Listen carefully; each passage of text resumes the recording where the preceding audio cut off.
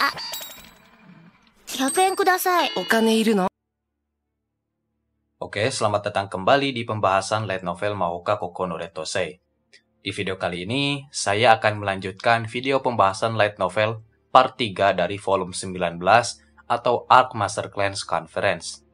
Sebelum lanjut ke video pembahasan, saya ingatkan lagi agar kalian subscribe, like, dan yang terpenting share video ini supaya kalian bisa ngebantu saya untuk ngembangin channel ini.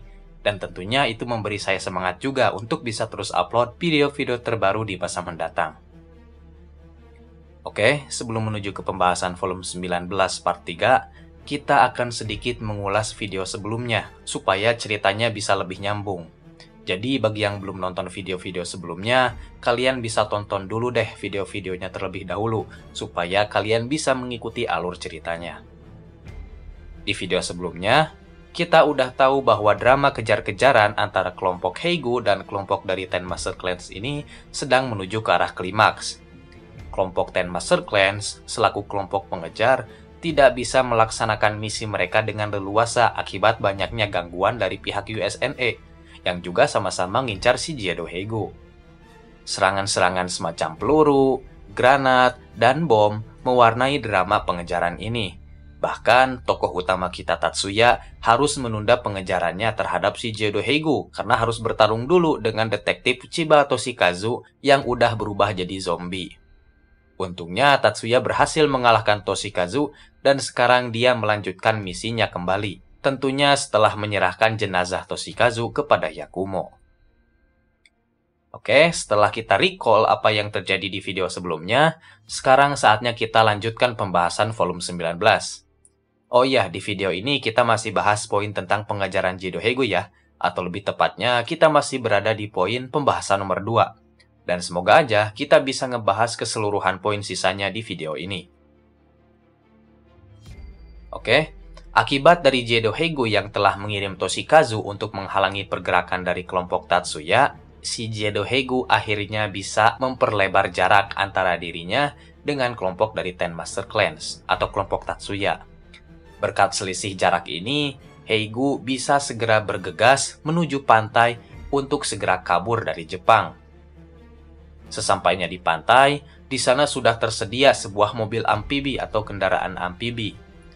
Mobil amfibi ini gak ujug-ujug ada ya, tapi mobil amfibi ini udah disediain oleh si Jondu lewat bantuan USNE untuk memperlancar rencananya dalam menggiring Jiedo Heigo ke perairan internasional. Di saat yang bersamaan, ketika Heigo akan memasuki mobil amfibi, Masaki bersama dengan orang-orang dari klan Jumonji hampir bisa menyusul kelompok Heigo. Akan tetapi, mereka tiba-tiba dihalangi oleh Inagaki. Inagaki ini pun memiliki nasib yang sama seperti Toshikazu, yaitu dibuang hanya untuk memberi waktu lari buat si Jiedo Heigo. Langkah kelompok Masaki pun bersama dari orang-orang klan Jumonji kembali terhalang. Dan yang menghalangi mereka kali ini adalah si Inagaki tadi. Dan Inagaki ini jangan dianggap remeh ya, dia ini bukan kaleng-kaleng. Inagaki bisa mengeluarkan suatu sihir yang merupakan gabungan antara teknik berpistol dengan teknik berpedang, atau lebih tepatnya mempergunakan pistol layaknya sebuah pedang. Akibat dari teknik ini, dengan teknik gabungan ini, salah seorang dari klan Jumonji tewas oleh peluru yang ditembakkan oleh si Inagaki. Pelurunya tepat menembak tenggorokan dari salah seorang dari klan Jumonji itu. Nah, saat Masaki melihat korban telah jatuh di pihaknya, Masaki sesegera mungkin merapalkan sihir Rapture untuk membunuh Inagaki. Tapi ternyata sihir Rapture Masaki ini tiba-tiba dibatalkan oleh sihir geram dispersal yang dikeluarkan oleh tubuh Inagaki. Kalian tentunya udah tahu kan alasan kenapa Inagaki bisa pakai sihir geram dispersal. Ya, itu sama kasusnya kayak kasus si Toshikazu yang bisa pakai sihir geram demolition. Jadi, sekarang saya gak perlu jelasin ulang kenapa Inagaki bisa pakai sihir geram dispersal ya. Nah, bagi yang belum tahu, silakan cek video sebelumnya supaya bisa lebih mengerti. Oke, kita lanjut ke pembahasan. Melihat Inagaki membatalkan sihir Rapture miliknya, Masaki terlihat kaget dengan kejadian ini. Tapi gak sampai kaget-kaget amat ya. Masaki sekarang udah gak trauma lagi dengan sihir seperti Gram Dispersal atau Gram Demolition karena jauh-jauh hari setelah Masaki dikalahin oleh Tatsuya di kompetisi 9 sekolah, Masaki jadi rajin melakukan latihan. Ini dia lakukan supaya dia bisa mempelajari dan menguasai cara untuk mengantisipasi sihir Gram Demolition milik Tatsuya. Berkat bantuan sahabatnya, yaitu Kichijo Jishinkuro atau yang biasa kita kenal dengan Cardinal George, Masaki jadi tahu letak kelemahan dari sihir-sihir seperti Gram Demolition dan Gram Dispersal. Dan kelemahannya adalah penggunaan sihir-sihir seperti Gram Demolition dan Gram Dispersal ini membutuhkan jumlah psion yang sangat banyak. Dan pastinya seorang penyihir tidak akan bisa terus-terusan menggunakan sihir-sihir macam ini. Jadi kesimpulannya, Masaki hanya harus terus-menerus menyerang musuh sampai musuh kehabisan psion duluan. Dengan cara ini, maka Masaki bisa mengalahkan orang-orang yang menggunakan sihir Gram Demolition dan Gram Dispersal. Kembali ke medan pertempuran, setelah Inagaki sukses membatalkan sihir Rapture Masaki dengan sihir Gram Dispersal, Inagaki jadi gak bisa ngeluarin sihir Gram Dispersal lagi tepat waktu untuk kedua kalinya ya. Karena psion dalam tubuhnya keburu habis. Akibatnya, tubuh Inagaki gak bisa menahan serangan sihir Rapture beruntun dari Masaki. Dan, tubuh Inagaki pun terkoyak oleh sihir Rapture. Inagaki is dead. Setelah mengalahkan Inagaki, Masaki segera merapalkan sihir Rapture selanjutnya untuk melumpuhkan kendaraan amfibi yang sedang ditumpangi oleh Jedo Heigo dan Jondu. Akan tetapi, lagi-lagi dan lagi, gangguan masih datang. Tepat sebelum Masaki menembakkan CAD-nya ke arah kendaraan Heigo, Masaki sudah dipaksa tiarap duluan oleh orang-orang dari klan Jumonji.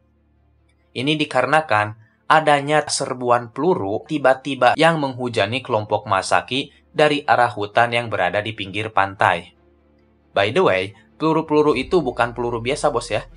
Peluru yang ditembakkan ke kelompok Masaki ini adalah peluru yang berasal dari Anti-Magician High Power Rifle atau senapan anti penyihir bertenaga edan. Ditambah lagi, peluru-pelurunya ini juga kualitas impor. Mantap lah. Gak main-main, Masaki sama orang-orang dari klan Jumonji mau gak mau harus memfokuskan kekuatan sihir mereka hanya untuk bertahan saja. Pertanyaannya, dari mana serangan-serangan ini berasal? Nah, serangan-serangan ini berasal dari para tentara-tentara bayaran milik USNE yang diperintahkan oleh Benjamin Kanopus untuk menghalangi usaha dari kelompok Ten Master Clans.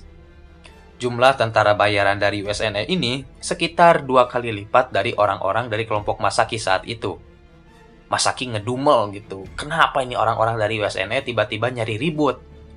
Masaki yang udah kebelet pengen dapat prestasi nangkep si Jedo Heigo berusaha nyari-nyari celah supaya dia bisa nembak kendaraan amfibi milik Heigo yang udah ada di laut dengan sihir Rapture. Akan tetapi, para tentara bayaran USNE ini sigap dan gak tinggal diam. Mereka langsung ngefokusin tembakan mereka ke arah Masaki. Dan Masaki akhirnya mau gak mau harus batalin sihir Rapture dan ngaktifin sihir pelindung. Terus selain ditembakin sama peluru anti penyihir, kelompok Masaki ini juga dihujani oleh granat. Wah, Masaki mau gak mau harus diam dulu dah karena bombardir serangan-serangan ini. Oh iya, sekedar informasi tambahan nih. Tempat di mana kelompok Masaki sedang bertarung dengan para tentara bayaran USNE ini berada di dekat sebuah pantai di daerah Hiratsuka ya. Terus ada pepohonan lebat di sebelah pantainya dan pepohonan inilah yang dijadiin tempat persembunyian oleh para tentara bayaran USNE.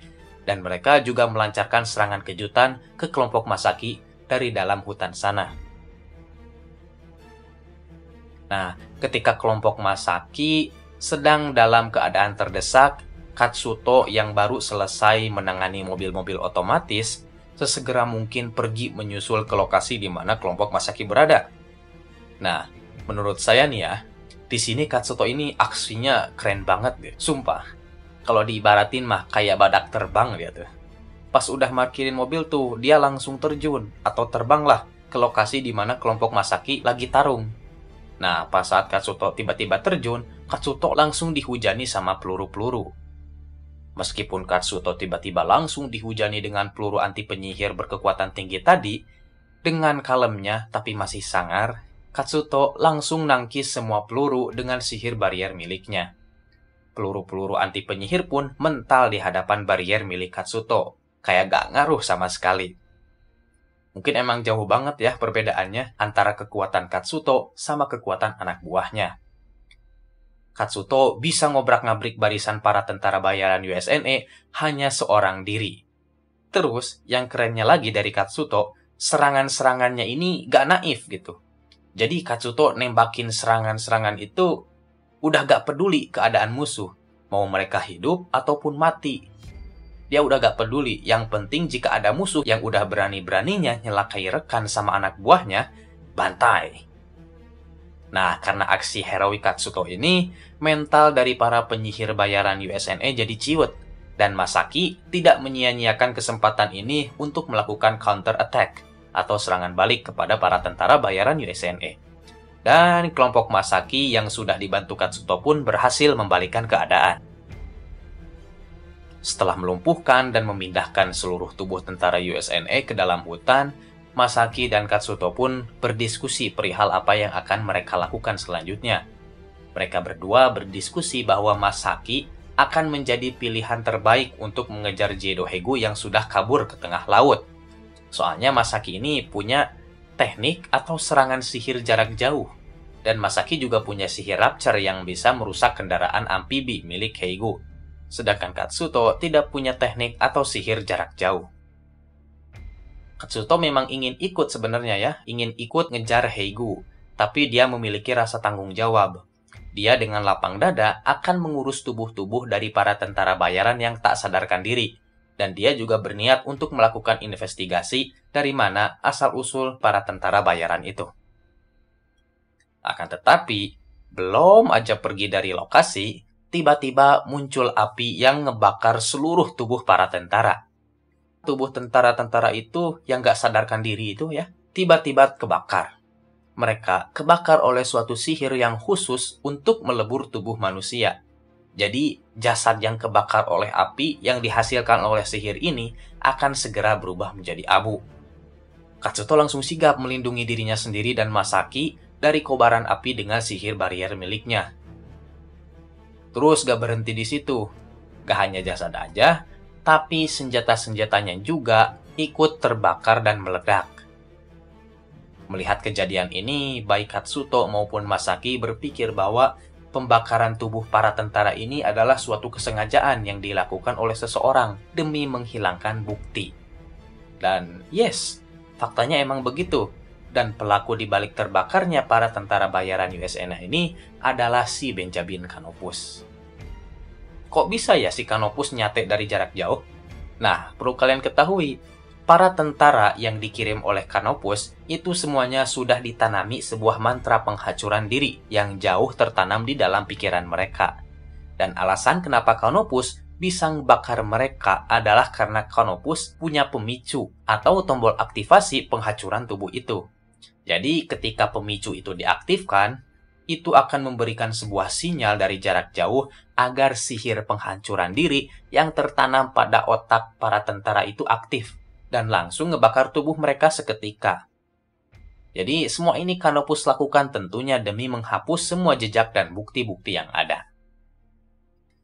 Terus di sisi lain, sang MC badass kita Tatsuya setelah menyerahkan kepengurusan jenazah Toshikazu kepada Yakumo, Tatsuya segera berlari dengan kecepatan 60 km per jam menuju lokasi di mana Katsuto dan Masaki berada.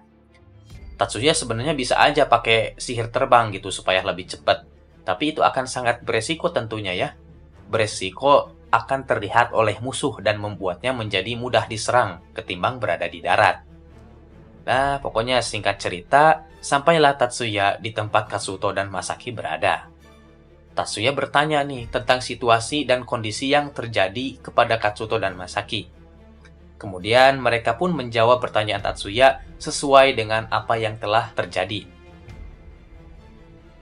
Kini ketika penyihir hebat telah berkumpul dan mereka mulai berdiskusi bagaimana mereka akan melanjutkan misi ini.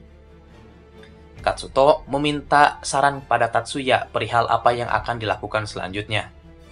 Tatsuya menyarankan bahwa mereka harus sesegera mungkin meminta bantuan dari para penjaga pantai yang sedang berpatroli di laut, supaya mereka bisa memblokade kendaraan milik Heigo.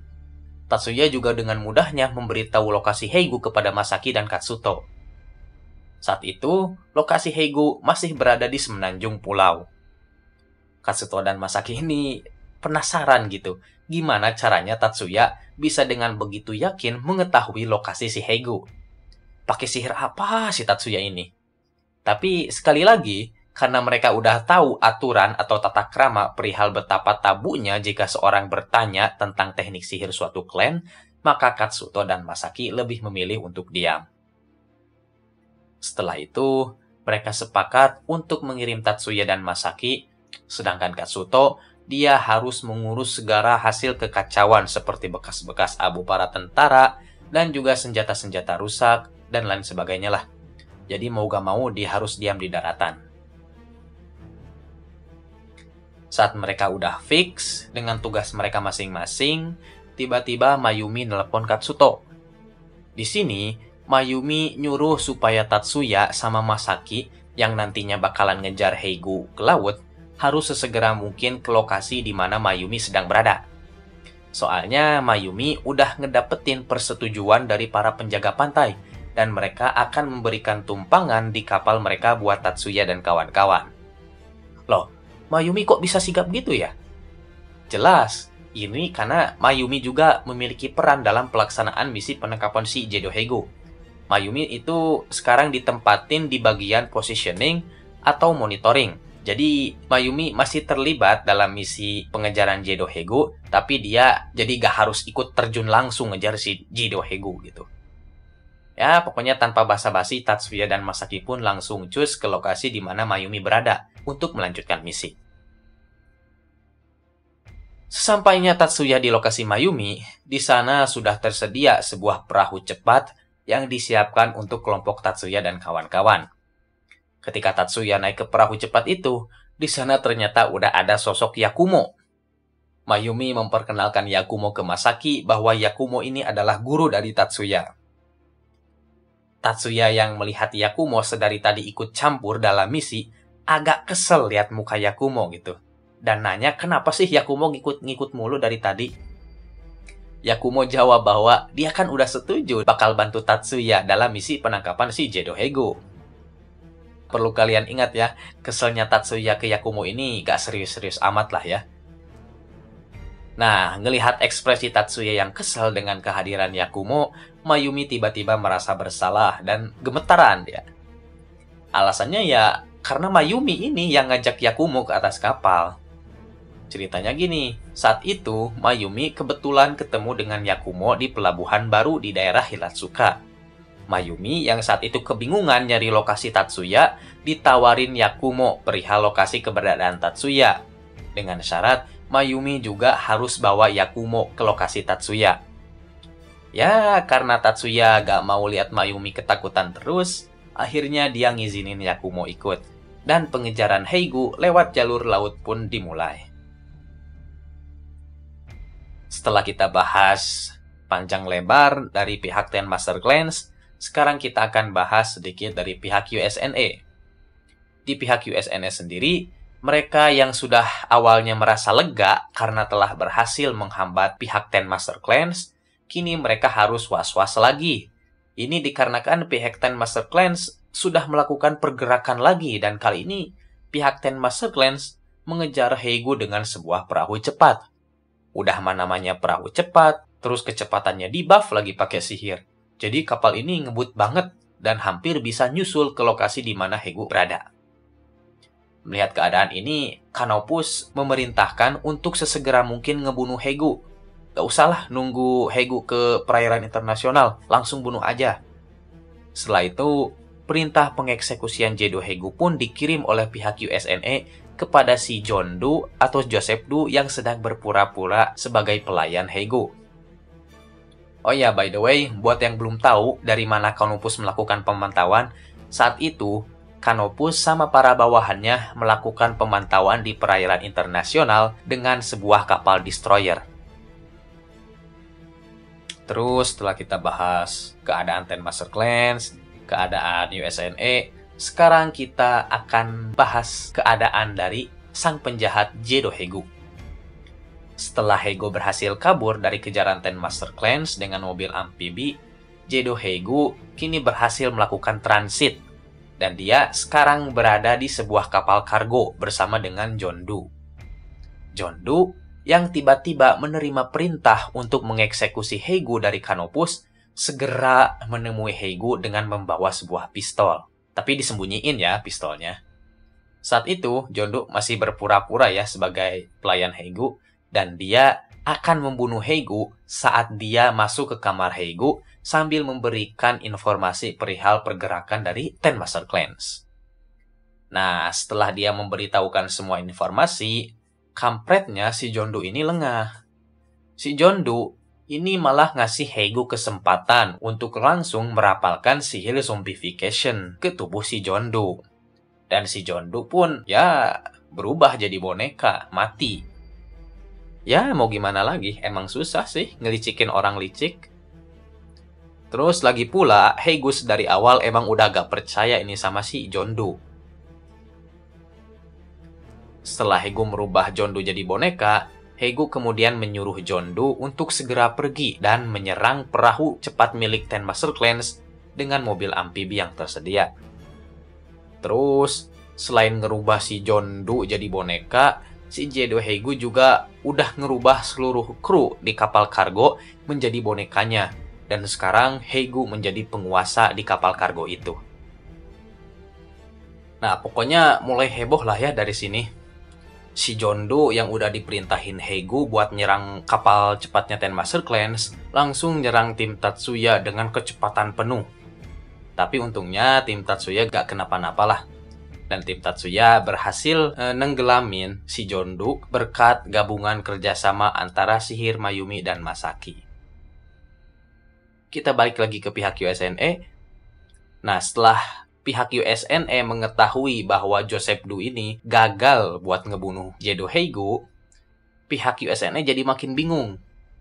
Mereka harus ngapain lagi supaya Hegu gak ketangkep sama pihak Tatsuya dan kawan-kawan. Apalagi dari pihak Tatsuya dan kawan-kawan ini udah hampir bisa nyusul kapal kargo milik Hegu. Udah mau samping-sampingan gitu. Mau gak mau, Canopus harus ngambil langkah nekat. Canopus nyuruh kapal destroyer USNE untuk melaju ke arah kapal kargo di mana si Jedo Hegu berada. Tentunya dengan kecepatan penuh.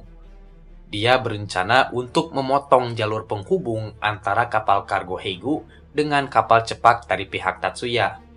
Jadi dia mau nikung gitu ya. Nah, saat Canopus melakukan aksi nekat ini, kebetulan kapal kargo yang dikendarai Hegu ini udah masuk ke perairan internasional. Nah, jadi karena kapal destroyer milik USNE ini mesinnya powerful sangat, kapal ini bisa langsung berada di depan kapal kargo milik Hegu dalam sekejap mata. Nah, si Hegu yang melihat kapal destroyer milik USNE ini langsung panik gitu, karena dikira bakal nabrak. Dan Hegu segera nyuruh para kru untuk memberhentikan kapal kargonya itu. Begitu juga kapal milik Tatsuya dan kawan-kawan. Mereka langsung banting setir gitu. Mereka juga gak mau lah ketabrak sama kapal destroyer milik USNE.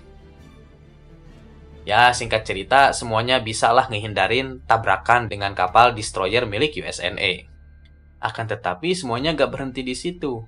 Setelah kapal kargo terhindar dari benturan dengan destroyer milik USNE, Jedo Hegu tiba-tiba merasakan sebuah sihir berkekuatan dahsyat di atas kepalanya. Dan rupanya itu adalah Benjamin Canopus yang sedang mengaktifkan sihir molekular divider dengan sebuah pedang. Sihir molekular divider ini, atau yang biasa dikenal dengan sihir pemutus ikatan antar molekul, mampu memotong apapun yang ada di dunia ini. Dan gak main-main. Pada saat itu, Benjamin Canopus mengaktifkan sihir molekular divider berskala besar dengan total panjang sampai 700 meter. Ini Canopus lakuin agar dia bisa membelah Hegu dan kapal kargonya sekaligus menjadi dua. Dan semuanya kelar sama Canopus. Pada awalnya, Tatsuya yang juga udah ngerasain kekuatan sihir berskala besar milik Canopus ini udah berniat untuk mengaktifkan sihir Gram Dispersal supaya sihir Molecular Divider milik Canopus bisa dibatalin. Akan tetapi, aksi Tatsuya ini keburu di-stop sama Yakumo. Tatsuya pun langsung jadi ragu gitu karena tindakan Yakumo ini. Dan akhirnya mau gak mau, Tatsuya membiarkan Canopus membelah Heigo beserta kapalnya dengan sihir Molecular Divider. Dan jasad Heigo pun tenggelam bersama kapal kargonya. Kita bisa bayangin ya, betapa hampanya perasaan Tatsuya dan kawan-kawan saat itu. Udah capek-capek ngejar Heigo, malah ditikung orang lain. Pihak Tatsuya dan kawan-kawan juga sempat protes ke kapal destroyer milik USNE itu. Akan tetapi, pihak USNE dengan kalemnya ngebales bahwa mereka ini hanya menenggelamkan kapal bajak laut. Dan tentu aja itu alasan bohong. Pihak USNE malah balik ngancem lagi. Jika pihak Jepang ingin protes, mereka harus melakukan protes secara tertulis dan membawanya ke pengadilan. Dengan matinya Jedo Heigo di tangan Benjamin Canopus, Ten Master Clans kini tidak bisa membuktikan kepada masyarakat Jepang siapa dalang di balik pengoboman di Hakone. Dan mereka tidak bisa mengambil kembali kepercayaan masyarakat yang telah hilang akibat ulah Heigo. Dan akhirnya, misi penangkapan Jedo Heigo pun berakhir gagal. Poin ketiga, momen pasca kematian Jedo Heigo. Setelah misi penangkapan Jedo Heigo berakhir gagal, semua orang dari Ten Master Clans pun kembali ke kediaman mereka masing-masing. Tatsuya yang saat itu udah kehilangan motornya, kini dia nebeng di mobilnya Yakumo. Di perjalanan pulang, Tatsuya melakukan percakapan dengan Yakumo. Tatsuya nanya kepada Yakumo ini kenapa sewaktu Tatsuya ingin ngebatalin sihir Molecular Divider raksasa milik Benjamin Canopus, Yakumo malah ngalangin Tatsuya. Tatsuya berpendapat bahwa misinya kali ini jadi sia-sia karena mereka gak dapet jasad si Jedo Heigo buat dibuktiin ke masyarakat. Yakumo pun ngejawab dengan tatapan tajam bahwa Tatsuya ini masih belum ngerti akan betapa gegabahnya keputusan Tatsuya tadi. Perbuatan Yakumo yang ngehalangin Tatsuya buat ngedekomposisi sihir milik Canopus itu dimaksudkan agar Tatsuya tidak kerepotan di masa mendatang. Sekarang bayangin aja ya, jika seandainya Tatsuya berhasil mendekomposisi sihir berskala besar milik Benjamin Canopus, sang penyihir terhebat kedua Stars, kira-kira apa reaksi yang akan dikeluarkan oleh pihak USNE? Tentunya, USNE akan bersungguh-sungguh untuk mengincar Tatsuya. Pihak USNE gak akan ngebiarin Tatsuya yang telah dianggap sebagai ancaman bagi USNE karena udah bisa ngalahin sihir milik penyihir terhebat kedua mereka. Terlebih lagi, saat ini Tatsuya gak lagi dianggap sebagai penyihir biasa, bos. Tatsuya sekarang udah punya nama dan secara resmi diumumkan sebagai penyihir dari klan Yotsuba. Apalagi sebelumnya Tatsuya udah dicap sebagai penyihir berbahaya lagi oleh USNE. Dan juga Tatsuya juga udah ngalahin Lina yang merupakan penyihir nomor 1 di USNE. 2 kali lagi. Jika semua itu terjadi, tidak hanya kehidupan Tatsuya aja yang keganggu, tapi kehidupan Miyuki akan ikut terseret oleh keputusan gegabah Tatsuya ini. Setelah diceramahin sama Yakumo dan sadar akan kecerobohan dirinya, Tatsuya pun sampai di rumah pada pukul 2 malam. Tatsuya sudah disambut sama Miyuki, Fumiya, Ayako, dan Minami. Mereka semua begadang demi menyambut Tatsuya. Setelah Tatsuya mandi dan disediain makanan ringan, Tatsuya nyeritain kegagalan misinya kepada Miyuki dan kawan-kawan. Melihat wajah murung Tatsuya, Miyuki langsung berinisiatif menenangkan Tatsuya. Miyuki berkata sambil tersenyum cerah bahwa Tatsuya pulang dengan keadaan selamat aja itu udah jadi anugerah buat Miyuki. Dan Heigo itu gak ada penting-pentingnya di mata Miyuki dibandingkan dengan keselamatan Tatsuya. Dan setelah itu, mereka pun pergi ke kamar masing-masing untuk istirahat. Keesokan harinya, Tatsuya pergi ke kediaman keluarga Chiba bersama Yakumo untuk mengantarkan jenazah Chiba Toshikazu. Ketua klan Chiba atau ayahnya Toshikazu yaitu Chiba Joichiro menyambut kedatangan Yakumo dan Tatsuya. Setelah masuk ke kediaman keluarga Chiba dan menyimpan jenazah Toshikazu di kamarnya, Yakumo menjelaskan keseluruhan cerita bagaimana Toshikazu bisa meninggal dunia. Dimulai dari Toshikazu yang diperalat oleh Heigo, sampai bagaimana Toshikazu bisa dikalahin sama Tatsuya. Semuanya dijelasin secara gamblang. Terus pada saat itu pula, anak-anak dari Chiba Joichiro yang hadir itu hanya Erika aja ya. Lah kemana anak-anaknya? Kakak perempuan Erika, yaitu Chiba Sanae, masih berada di kamar Toshikazu, menangisi kematian Toshikazu. Terus, ada satu lagi si Chiba Naotsugu. Dia gak bisa hadir karena ada suatu misi. Ya, pokoknya yang ada cuma Erika doang lah. Setelah pembicaraan Yakumo selesai, Tatsuya kemudian diajak oleh Erika untuk ikut dengannya ke dojo Chiba. Tatsuya yang sedari awal ragu untuk bertemu Erika, mau gak mau sekarang harus ngikutin kemauan Erika. Setibanya di dojo, Erika meminta penjelasan dari Tatsuya perihal kematian kakaknya dan juga perihal pelaku yang udah ngubah kakaknya ini jadi zombie. Tatsuya ngejawab bahwa orang yang udah ngerubah Toshikazu jadi zombie itu udah mati. Erika kemudian berkata bahwa kalau orang yang ngebunuh kakaknya itu udah mati, bagaimana dia harus balas dendam? Seketika saat itu, Erika langsung ngambil pedang kayu dan nodongin pedang kayu itu ke wajah Tatsuya. Erika saat itu nantang Tatsuya gitu untuk duel sebagai bentuk pelampiasannya karena gak bisa balas dendam ke si Jiedo Heigo. Tatsuya pun menerima tantangan duel Erika. Ya, singkat cerita, Erika ini dikalahin lah dengan mudah oleh Tatsuya. Ini disebabin karena emosi Erika saat itu lagi tidak stabil lah. Akibatnya, pergerakan dan teknik bela diri Erika jadi gak karuan.